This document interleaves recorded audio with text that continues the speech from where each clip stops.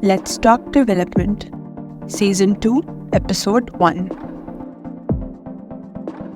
Welcome everyone to an episode of Let's Talk Development, a podcast by the Consortium for Development Policy Research. My name is Hasanain. I'm a professor of economics at the Lahore University of Management Sciences, where we're recording this.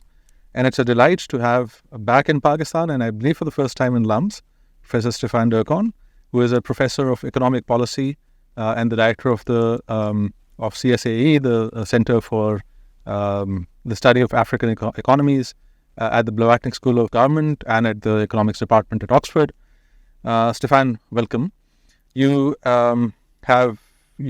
sort of in this rare list of people who both have a long academic career but also have done a lot of policy advisement.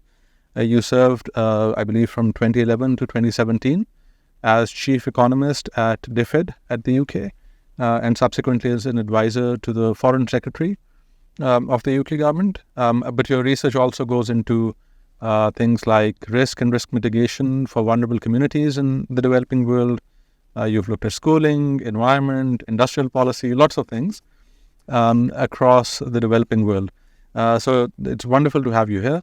And we're looking forward to getting into, in particular, talking about your book, Gambling on Development, which I found to be a really interesting addition to this sort of long list of books that try to think big picture on what it is that is wrong with the economy. So let's start with just asking first, you have this, right at the start of your book, you have this anecdote about how you advised the Secretary of State for International Development, I believe, on what a layperson coming into thinking about development should read in order to get a big picture view of, how we can positively impact development. So what would your list include besides your own book?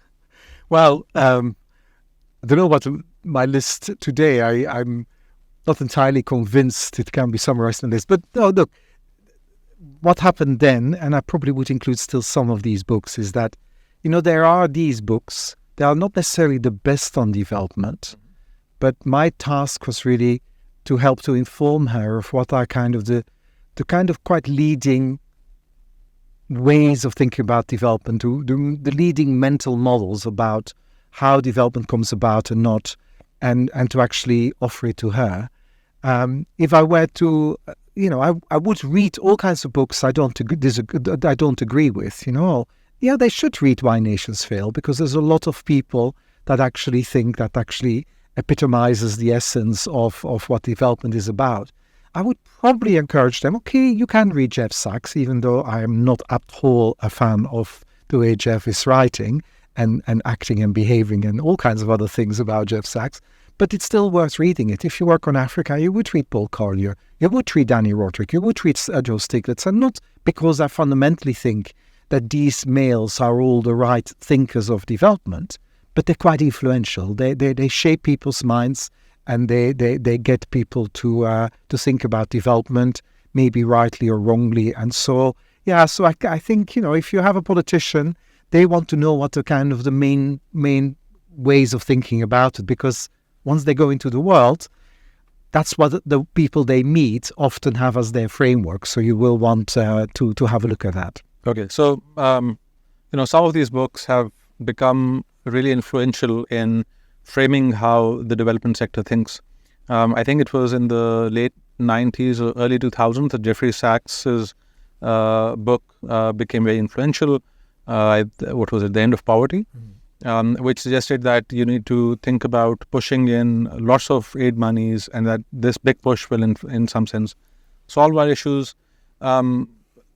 Perhaps 5 or 10 years later, we had a couple of books that also then became very influential over the next decade. One was the Banerjee and Duflo Poor Economics, which is sort of really nitty-gritty.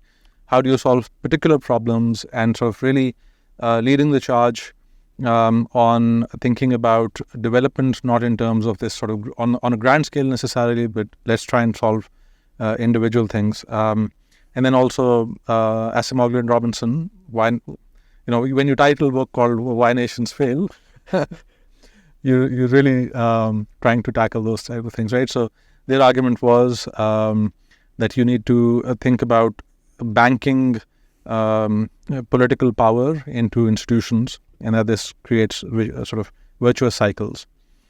Why is this the best book on development now? What is the value add for people who might be thinking of picking this up? Look, I'm a person, my way of thinking about development and a lot of things in the world is about complementarities. So I think my book hopefully complements somehow the way some of these things, these books are working.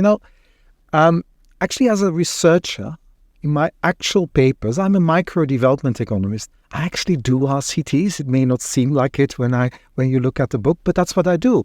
I think it's a very useful tool to actually figure out how things, how relationships, how causalities work in very particular problems. So I think as a way of thinking, as a way of solving puzzles in terms of, how things work, it actually, I find it quite a useful thing. But one of the things that I didn't want to stick to that book is then the work I do in a policy environment, where I'm a strong believer that you need to have a big picture view.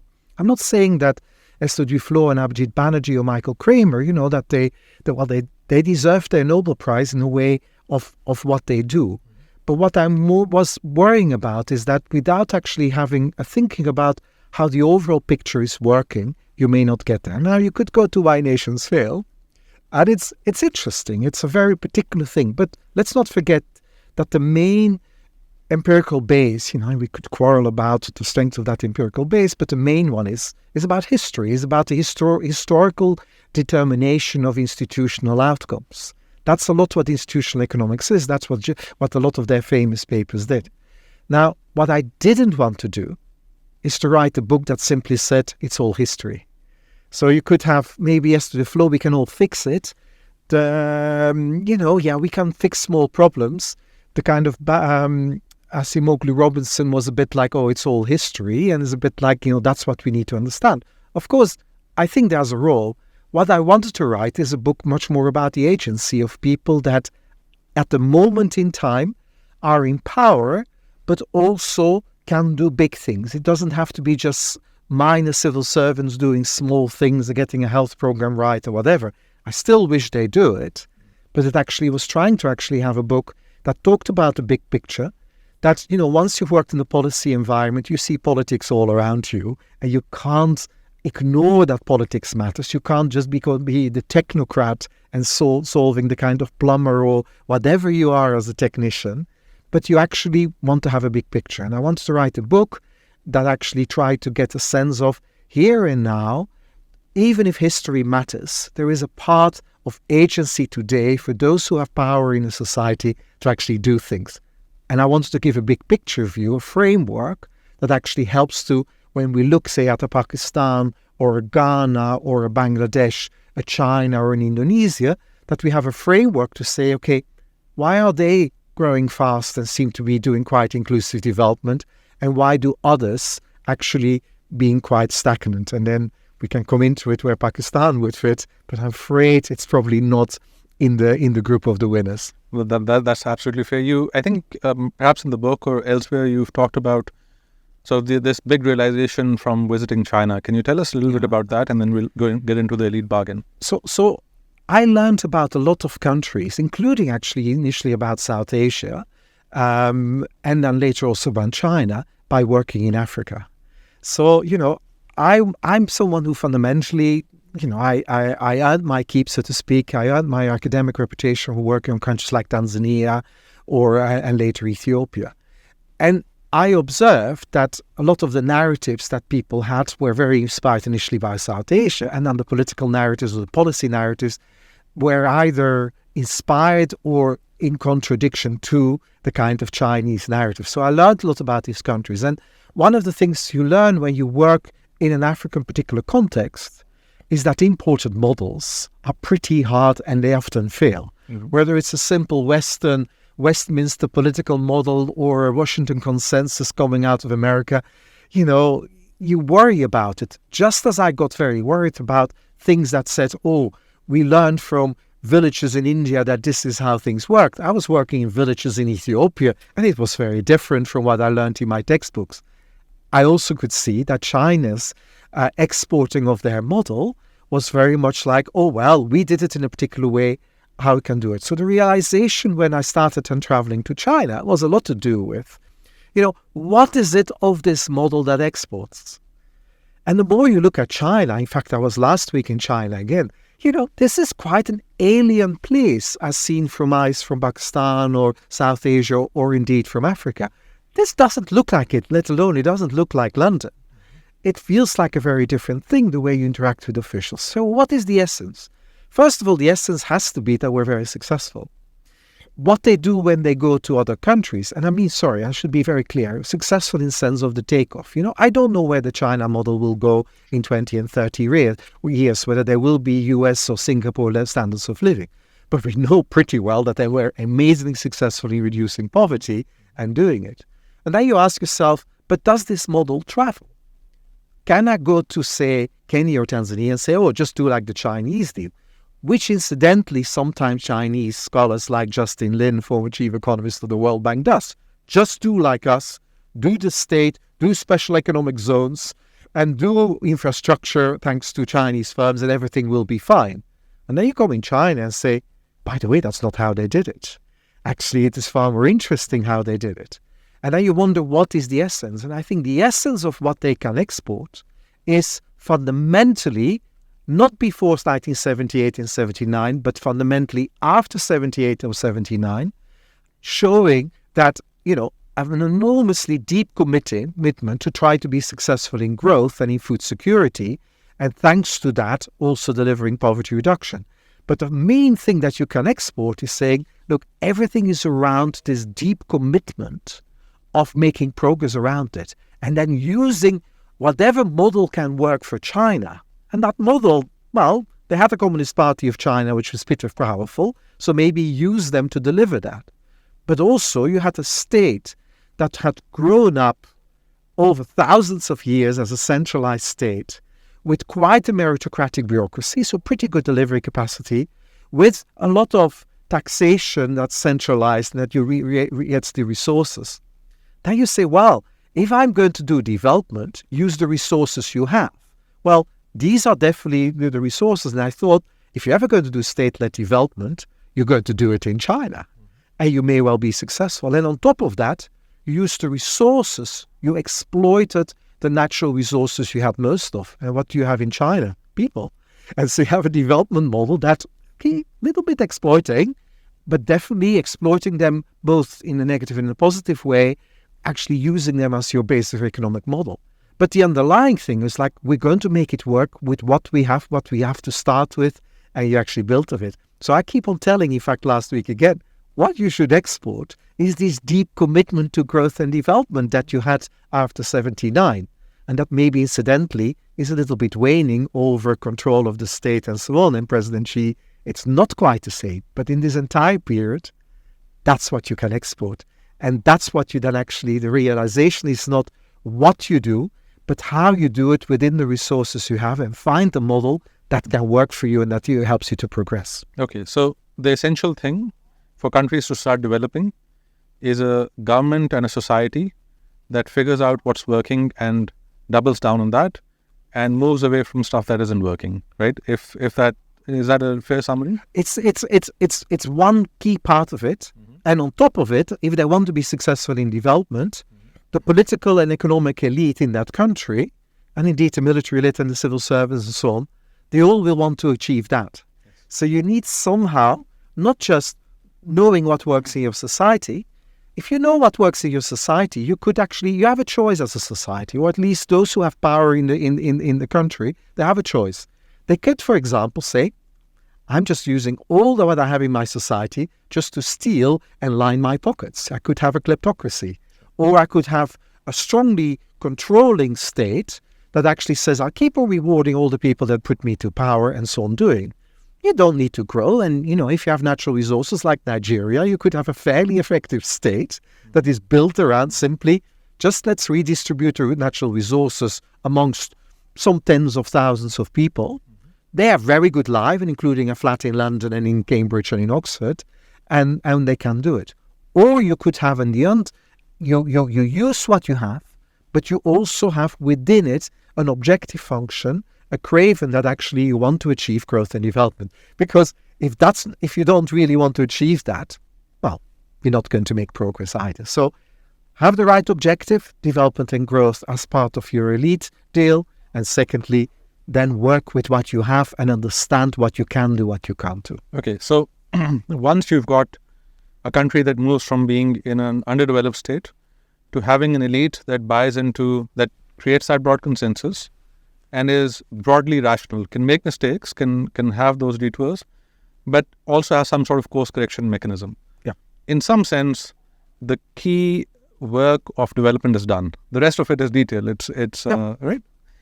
So the cover of the book very memorably has this gamble that your elite are playing. That's one person in military fatigue, probably a bureaucrat. I don't know if this is a religious leader or a bureaucrat, and then your business elite, right?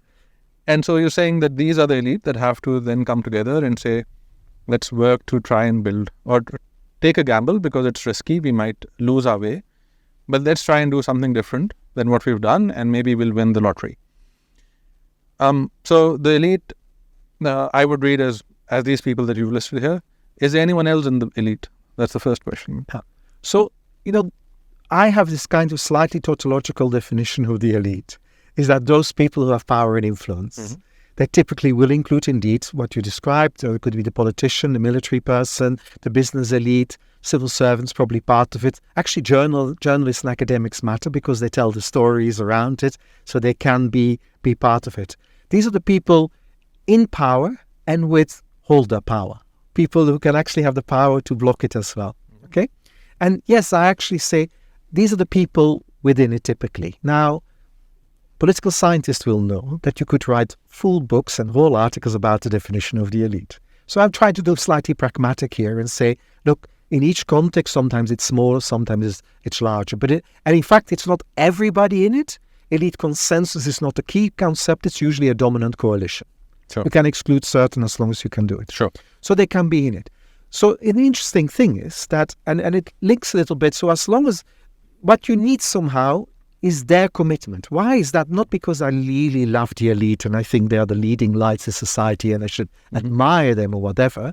Or indeed, some societies may include the religious leaders and I just think, they should get all the grace that we can give them and so on. We want to do that. It's more that because they can block progress. Why we need them is that they have status quo power. They can keep the status quo, which they usually understand. So in some sense, they can do it. So for me, they are a group of people who have a hold over society, and we can't make progress unless we can somehow get within it a dominant coalition to do this. Now, you keep on asking, and I think I'm going to preempt your question. Where are people there? And maybe that's one of the things, where is the pressures that you could have? So one of the most powerful mechanism why an elite may actually gamble on something like growth and development is not because they love it. Yes, you could say they could maximize the rents from it, but it's such a gamble. They understand the status quo, and change is usually dangerous for any elite. It's usually for them to have holding power and to keep on having it, is they need legitimacy. And kind of somehow or another there could be pressures from below, from a side, from wherever it is, that they need legitimacy. I would actually go back to China, interpret why they changed from pure ideological Communist Party, that everything they did was pure ideology under Mao, Cultural Revolution, disrupting whatever you want to, all in for the sake of ideology. Why they went to something like pragmatic, like it doesn't matter whether the cat is white or black as long as it catches mice, is that we're losing legitimacy. They were actually under pressure and they were getting really concerned. Will they keep it together? And the reformers won the game because they said, look, this is a way for us to keep power. We're going to get legitimacy from the population, and actually looking back at it remarkably successfully, with a lot of legitimacy within that population, through growth and development, through growth and food security, and also then later poverty reduction and so on. And I think that's where somehow, where the people come into it, they can actually force legitimacy one way or another within your context, within your system, one way or another, they can at least have pressure. Right. So you've described China, but there are other examples of countries where it seems that at some moment the elite come together and say, let's get out of our own way, and let's take this gamble, the development gamble. What stops other countries from taking it? No. So what stops them is essentially if you're kind of stuck in a kind of dominant coalition where the incentives for the status quo are so strong, or because certain players within that elite bargain themselves are so strong, and maybe powers that only have an interest in stability and nothing else, blocks you from actually taking a bit of that gamble. Let me get a couple of examples. You could have context where you, for example, have natural resources. Natural resources reduce the incentives for change for the elite because you don't have to do anything. The oil rents in Nigeria will still flow even if you don't grow. In fact, that's what's happening. Virtually any economic activity is just recycling of oil rents in the not tradable sector. So natural resources are really reducing the incentives for change. They reduce your incentive for change. You could also have other kind of setups. Military governments or governments where military is very important. That kind of establishment may well actually have largely as an objective stability. Stability is often, for these kind of forces, the main thing. Their power depends on stability, or what I usually call just enough stability, playing around with instability so you can be legitimized as the force for stability. It's very hard for another model, and in fact, military sometimes try this. In Myanmar, they tried it to actually be a slightly more different type of player, playing into the reforms opening up and then playing a role with when Aung San Suu Kyi was trying to do it. We shouldn't forget, a part of the military actually did a transition because they thought it's going to be a better way. There was actually a reformist part of the military, not necessarily that all military supported them. They were trying to do it. And then, of course, the democratization came. And actually, I would then say the mistake was probably made by the democratic forces not to do a deal with this kind of reformist part of the military. So it gave an excuse for the other parts to take over. So, you could have military players in the military that try to do it. They go back to their reflex. We understand the system that is just rents from natural resources and we take power again. So military often has an incentive for just enough stability. And they may also not want to. So, in every society, here and elsewhere, you will have other ways that this plays out. So why would they not want to do it? Because their objective function is never going to be really aligned with growth and development. So most developing countries are usually highly unequal societies. Yes. In Pakistan, just 8% of the country owns a car. Yeah. The civilian government is maybe 2% of the population. The entire military is about half of 1% of the population. And so the question then becomes, how will the elite ever get out of their own way? Yeah. Given the fact that it's always, their tendency will always be stability. Yeah. Can I just play with it a little bit? We could have scenarios here, I think in the case of Myanmar, I think we lost an opportunity. And we also, international community and so on, there was an opportunity to actually get a new form of coalition to form. Because not forgetting kind of my framework, it's always about a dominant coalition within the elite. There's not everybody in it. And, there will be groups even within kind of establishment in status quo forces that may actually see this. So you could get into this, even natural resource-rich economies. Let's not forget, Indonesia also looked very similar to the Nigerian economy in the early 1970s. A big part of its revenue came from natural resources and so on. But there, the view from Suharto clearly was, when he took power and had to have kicked out Sukarno, was clearly a legitimacy deficit. And legitimacy, a quest for legitimacy, look, the history is complicated there, but if you think of it, Suharto came at a very difficult period for legitimacy. He kicked out the old elite, the Sukarnist nationalist elite, who controlled all the state-owned enterprises. And then meanwhile, he represented the military, who only a few years earlier had killed hundreds of thousands of people in the countryside. Legitimacy was definitely in short supply. And then he thought, okay, how can I get legitimacy? And he clearly went for an economic model as a military leader. And he decided to do something very unlikely, is to invite Japanese investment. Look, we're talking early 1970s. For Indonesia, that was very early to get the occupying brutal force to actually become an investor in your country. Mm-hmm. He played that because he thought, in dynamically, and actually pretty good game. He stayed in power for more than 25 years as a way of gaming and saying, look, it will get us a new group to do because the Sukarnist otherwise will kick me out. And it will build up some legitimacy in the population because I live for growth and development. So, this is an unlikely player because stability is usually the name of the game of the military to actually say, well, but we may have much longer staying power in that way. Mm-hmm. Don't forget also in other things, it's an interesting thing is that, maybe there's things to be learned here is that let's never forget, for example, how Ronald Reagan played the game in the Cold War by actually strengthening the military and doing massively building up the military. But the only way to do it is to actually having a very dynamic growth economy. Mm-hmm. And actually could shame the Soviet Union into having to give up that they couldn't really succeed that game. Growth actually is in the interest in the United States of the military as well. And so you can get it. There's maybe other neighbors that other countries have where they're actually growing faster.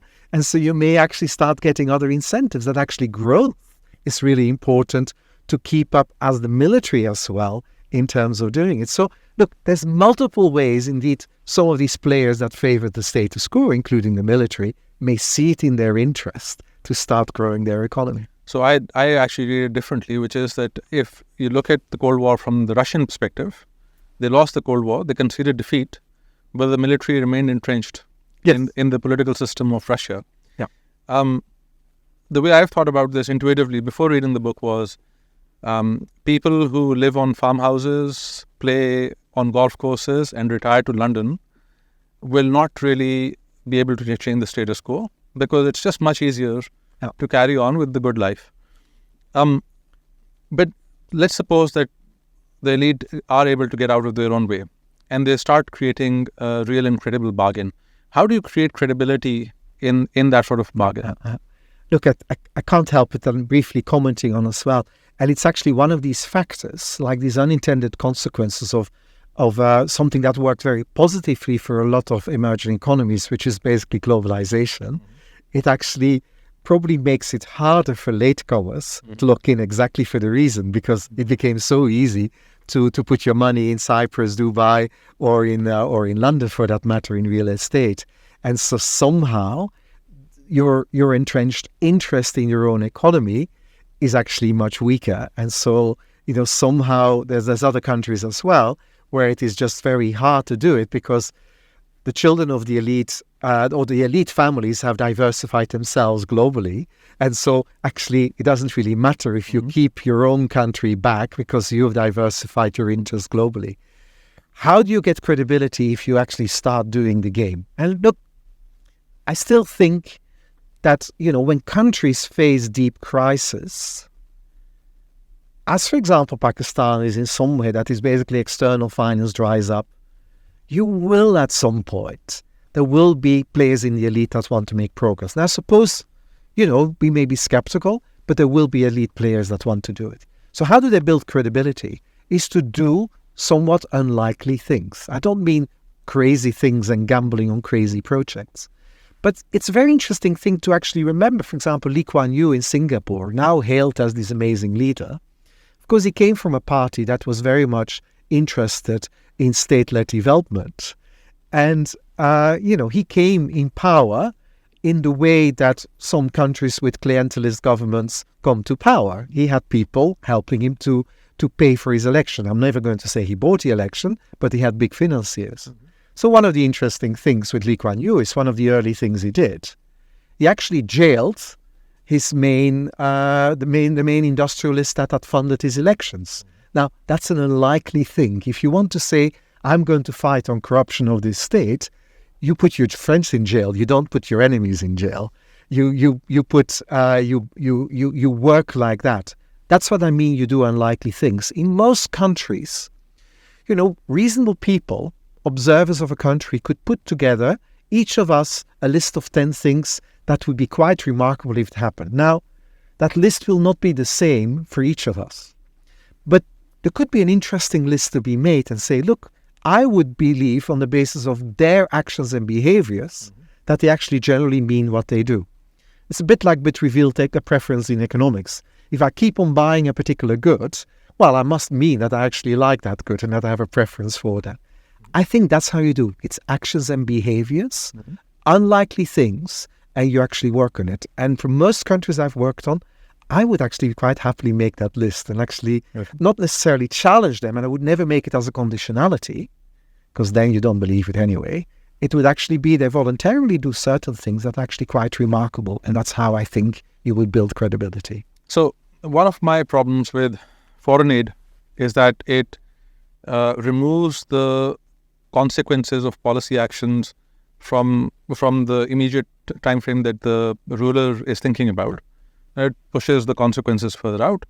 And so it's fine for them to take bad decisions today because their own public will not cotton on to the fact that those results are the outcome of actions today. Yeah. Should the IMF World Bank and foreign lenders just shut shop? So, look, there are people, some reasonable, some unreasonable people that advise this kind of thing. The future on development aid is much more about selectivity. As you said earlier, if you get a government that's quite commitment and quite self-aware in terms of what it's doing, if you're carefully using the resources you're given or get access to at preferential rates, but you fundamentally have a commitment to use these resources well, aid becomes simply an extension of the budget constraint of a reasonable objective function, with a reasonable objective function. I am actually convinced that places like Bangladesh or Ghana are actually examples of where aid made a lot of sense. Actually the UK, in an interesting sort of way, together with Australia, we probably ended up paying more than £1 billion, $1.5 billion to BRAC over the years, an NGO. It's an interesting government who allows you to do that. So in a sense, that suggests, they don't mind that you do it because they have clear role within their civil society and their organization in delivering health and other kind of programs. So you can say, okay, that's actually very complementary. We allow the health sector there not to have certain strains and do it. Meanwhile, over time, they've begun to build up a better service delivery because the incentives are quite aligned. So I don't mind. What about Nigeria or Malawi, or dare I say Pakistan? It's a much more trickier thing. If the objective function doesn't seem to be aligned with development, you do exactly what you describe. It's a very striking thing that in the years before COVID, the largest concession, the 4 largest recipient of concessional loans in the world were from the World Bank, were the Democratic Republic of Congo, I would call it a kleptocracy, Nigeria, I've mentioned them before, and it included Pakistan as well, and not necessarily using these resources that well, given where it got us afterwards. And I forgot the 4th one, but it was a similar type of case. That's not a good idea. It's basically if you give your resources to the failing places, then you don't set the incentives well. If countries like, I think Pakistan is one of them, per capita and as a percentage of the budget, your health expenditure is actually rather dismal. Nigeria is one of the lowest in the world. There's no point the outsider coming in, try to do good and pay for health because you give an excuse never to take it seriously within your own political economy. So yes, if you want governments that have legitimacy, at least if it's not through political process, at least through development, then you can't just give them an excuse not to do it. I've got 6 other questions, but I've been told that we have to start wrapping up. The sociologist Seymour Martin Lipset said, those who only know one country know no country. That's a charge that certainly can't be levied on you. You've traveled the world. But I want to ask you what it is to know a country. So how would you measure the existence of a bargain? What would be the diagnostic tests? Because that would inform whether you would advise governments to give loans, for example. Yeah. In some sense, whenever you do these sort of broad magisterial works, there's always, you can tell the story one way or the other. Yeah. How should we find the countries that might be on the cusp of a development bargain today? Yeah. So I'll come back to actually the way I was trying to argue earlier. I would definitely say there's no single data set that will tell me, because then it becomes tautological. Then you start measuring based on success, and then you would say past success will be continued and so on. It has to be contextual, and it's actually quite an interesting challenge, because how do you do comparative work in a reasonable way that you actually can compare, where you say a lot of the key things are contextual? And I think that's a proper challenge you could levy against me. It is actually, if I could predict it, then it will become historical. That's not what I mean, because that's not agency. Okay? So it has to be about actions and behaviors. I really think, a research project where it is actually about eliciting some of the unlikely things and actually asking yourself, has the government acted partly against its short-term self-interest, consciously and objectively with a longer-term interest at mind? Has it been willing to gamble for short-term unpopularity when doing difficult things with the idea of actually taking some of the bigger things before? Actually, we could begin to research that. We could say in countries, can you do it? Now, reasonable people can disagree on this, but how would I know whether the certain countries are doing it? It's like that I would do. I would look at actions and behaviors, and I would ask myself, if they just were interested in perpetuating what they had, would they do this? Do they just do this because there's a gun next to the head of the IMF? Or actually are they generally trying to reconstruct something bit by bit that actually is doing difficult things and actually trying to make progress and finding a language to communicate with the population, trying to see whether they can survive the political cycles as a result? Then I would begin to say, okay, these are the kind of places. I think there's some places in the world where this is happening. There's also places where it's not happening. And, I still stick to it, as I find, for example, Bangladesh quite interesting. They did a smart thing recently. They did a pre-crisis loan. Before they had a crisis, they started having a list of difficult things to do. They got finance for it, they implemented it. There's other countries in Africa that say, look, they begin to do it. Do I see it here? I'm not sure I see it. But that's the test you would do, with an election process coming in with difficult decisions. Can they actually rise above it and doing sensible things that you wouldn't quite expect them to do, and still trying to, not saying it simply because someone else told us, but actually do it and finding and construct a form of consensus across political divides and other divides in society? Then I would say I begin to see it happening, and I would have a certain trust. Still a gamble, it can go wrong, but I still would try then. Okay, Stefan, well, we're almost out, and we are in fact out of time, but I just have to ask one last thing, which is, imagine that Pakistan does embark on this development bargain today. Give us 2 or 3 sort of symptoms that you think we could look for in this country. What type of perhaps new rules? Do you think it has to do with institutions binding themselves to further rules? Yeah. What does the start of this look like for Pakistan's case? And we'll end there because we're short on time. So a couple of things that it would include, One of the things that Pakistan needs to do, it can't keep on going back in these cycles of external finance dependency. It has to be willing to face the world and be outward-oriented. So it would have to be, whether it's in exchange rate policies or particular forms of industrial policies, it would have to be a shift away from all these non-tradable sectors, which get all kinds of benefits, and move it into another sector. Secondly, it has to be, for example, on the fiscal side. Why do the subsidies and taxes look like it is? It's not because they're a rational way of doing it. It's because of who can actually block certain agriculture taxation, subsidies in the electricity tariff, how they operate. So generally, if we start seeing certain things that actually fundamentally may go against some of the interests of some of the key players, even in particular parties that get into power, then I would have certain confidence.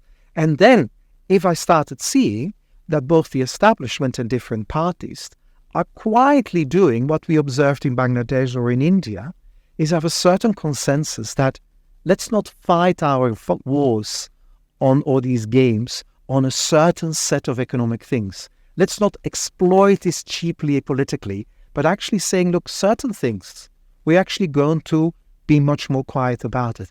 That's what countries where there's a minimal consensus or at least dominant coalition around some of these reforms is. They don't exploit it for short-term political gain. And then you start seeing it. So you could start seeing this, and I will keep on looking, and I hope we will see it, but I don't see another way to get out of it. One party imposing it on the rest, and the same fun and games will be happening, and nothing will ever happen. So you need to get somehow at that implicit consensus. Well, look, we needed about an hour more than we had with the 5 or 6 burning questions that I'm going to have to drop. But Stefan, thank you very much for being here. It's been an absolute delight. And I do strongly encourage people to read the book. No. Thank you. Thank you, and thank you for having given me the chance to talk. And yes, there's much more in the book, but thank you. This was brilliant, and I wish I could have more time to have all these questions answered. Thank you.